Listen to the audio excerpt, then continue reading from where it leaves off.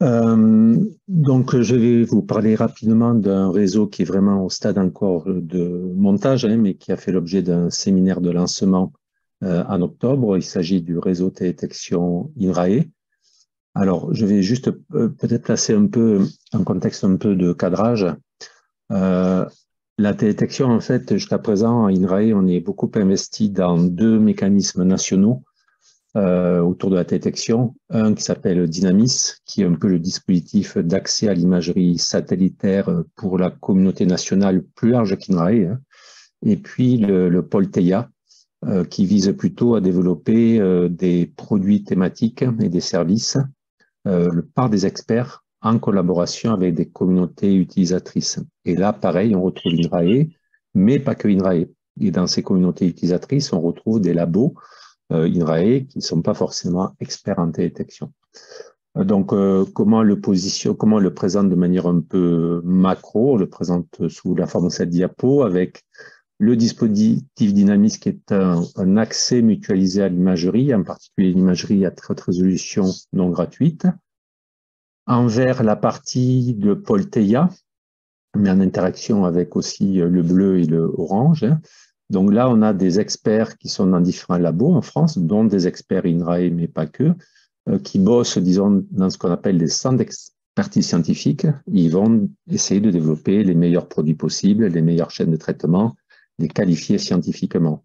Et quand ça arrive à maturité, ça peut basculer certains en production opérationnelle à travers ce qu'on appelle des unités de centres de données d'observation et de service. Voilà. Donc, quand ça arrive en production opérationnelle, ben, on est capable de mettre à disposition des outils, des produits, l'expertise associée à ça et des formations pour accompagner les utilisateurs, qui peuvent être des labos, mais aussi des acteurs publics ou de l'R&D privé.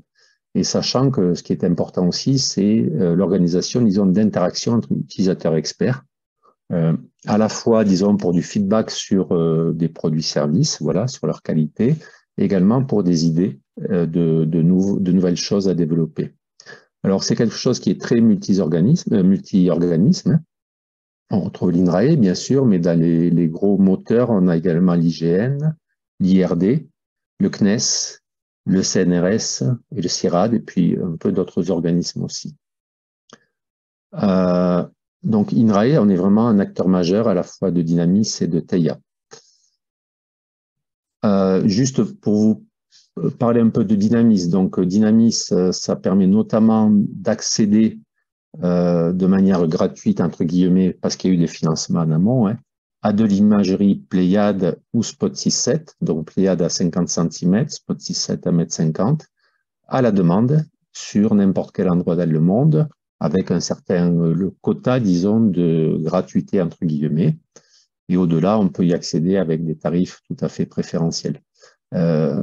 L'intérêt, c'est que toutes ces images sont acquises à licence tout acteur public et sont bainées dans une archive commune réutilisable par tout le monde, enfin par tous les ayants droit. Et on fait aussi depuis chaque année, depuis maintenant 2010 et depuis 2014 avec du Spot 6.7, une couverture nationale homogène du territoire métropolitain avec une mise, disons, en géométrie, en radiométrie, disons, produite par IGN, donc avec un standard IGN là-dessus. Donc, il y a ça en produit un peu phare, donc cet accès à la demande à Spot 6.7 et Pléiade, ces couvertures nationales.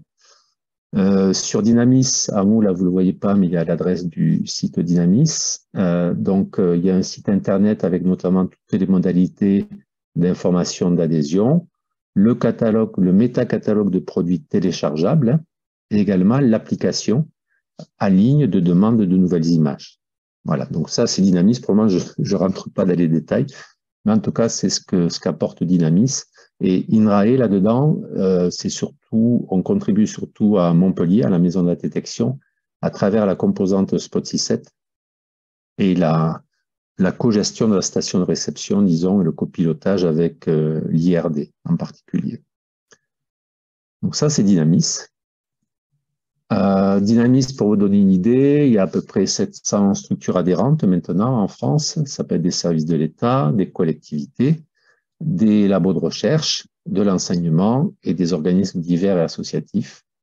Et il y a à peu près, quand on est adhérent, après, on peut ouvrir des comptes utilisateurs, donc par agent, hein, donc il y a à peu près maintenant 1500 comptes utilisateurs.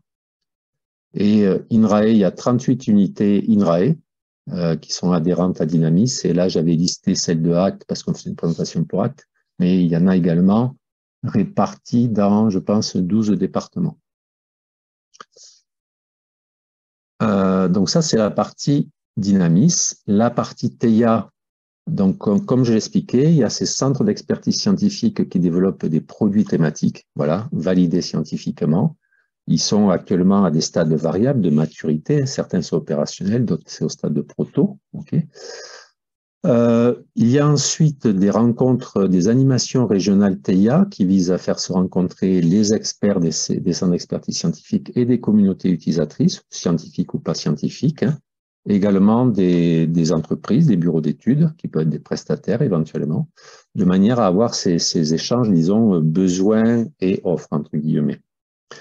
Des séminaires annuels d'animation, des newsletters, enfin, il y a beaucoup de choses qui se font également en termes d'animation, et des plateformes, disons, qu'on appelle des centres de données d'observation et de services, qui ont la charge d'assurer la production opérationnelle de ces produits. Donc, ça peut être des productions un peu systématiques sur étagère, faites par exemple chaque année, ou alors production à la demande, ou ça peut être on apprend à produire. Voilà, on met à disposition des chaînes de traitement, on forme les utilisateurs à se servir de ces chaînes de traitement. Donc, il y a 4 centres, Toulouse essentiellement avec le CNES, Montpellier, donc essentiellement INRAE, IRD, Grenoble avec INRAE aussi à travers l'IR Oscar, et puis Strasbourg, le CNRS. Donc ça, c'est le pôle TEIA. Et dedans, nous, on est un acteur majeur à Montpellier, donc là, c'est plutôt la partie Tétis, hein, sur la partie montpelliéraine avec l'IRD. Alors, la communauté, qu'est-ce que c'est la communauté de détection à INRAE? Au moment de la fusion entre les deux établissements, on nous avait demandé de faire un peu une mission commune INRA-IRSTEA sur ça. Donc, on avait fait une enquête en 2019-2020 et en fait, on avait eu à peu près 240 réponses, chercheurs et ITA. Parmi ces réponses, il y avait 30% qui se déclaraient comme experts sur certains produits de détection et 70% utilisateurs avérés ou potentiels, et avec, disons, une répartition majoritairement dans 2 départements, Acte et Codiv, mais également les départements agroécosystèmes, écosociaux, Matnum, SPE, Aqua. Alors, on voulait organiser depuis la fusion un séminaire, mais on a eu le tunnel Covid, donc ça a pris pas mal de temps. Finalement, on l'a tenu 12 et 13 octobre à Montpellier. Il y avait 120 participants, il y a eu quelques désistements parce qu'il y a eu plein de soucis aussi de logistique, enfin bon, bref. Bon, c'est plus évident de faire bouger les gens maintenant sur site, hein. Mais en tout cas, il y a eu, oui, 120 participants. Il y a eu confirmation de cette communauté hybride experts utilisateurs parce que dans les 120, il y avait vraiment un mix, disons, des 2 catégories, disons, d'ingénieurs ou de chercheurs. Et ce qui est ressorti, c'est une vraie volonté collective de structurer et d'animer cette communauté.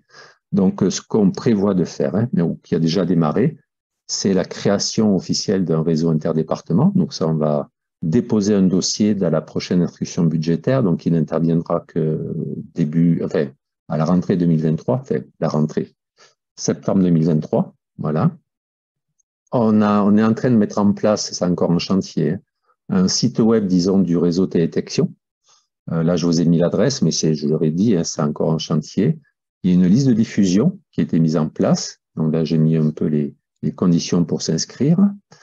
Ce qui est dit aussi, c'est qu'il ne s'agit pas de refaire en interne à INRAE ce que l'on fait déjà dans TEIA, dans Dynamis. Donc, l'objectif sera plutôt de continuer, disons, à participer activement au pôle TEIA. Et on est vraiment un gros acteur, même peut-être le principal acteur du pôle TEIA. Hein. Donc, de continuer à participer, disons, aux structures du pôle TEIA et aux animations du pôle TEIA avant de faire des choses supplémentaires qui ne présenteraient pas d'intérêt au niveau du pôle TEIA, mais qui présenteraient un intérêt au niveau d'INRAE. Okay. Ce qui a été convenu de faire aussi par rapport aux produits TEIA que j'ai évoqués très rapidement tout à l'heure, c'est à partir de 2023, organiser des webinaires, disons, INRAE, tous les 2 mois à peu près, chaque webinaire traitant d'un produit TEIA, voilà, présenté par ceux qui les ont développés, de manière à pouvoir dialoguer avec les utilisateurs avérés ou potentiels de ces produits. Donc ça, ce serait un peu l'idée. Et ensuite, d'organiser chaque année aussi des séminaires ciblés, soit thématiquement, soit méthodologiquement, disons, à destination d'une partie de cette communauté INRAE, et de reproduire le séminaire qu'on a fait en octobre, là, ouais, j'ai terminé, de reproduire ce séminaire, disons, tous les 2 ans, l'objectif étant vraiment de conforter un peu cette communauté hybride, quoi. Voilà.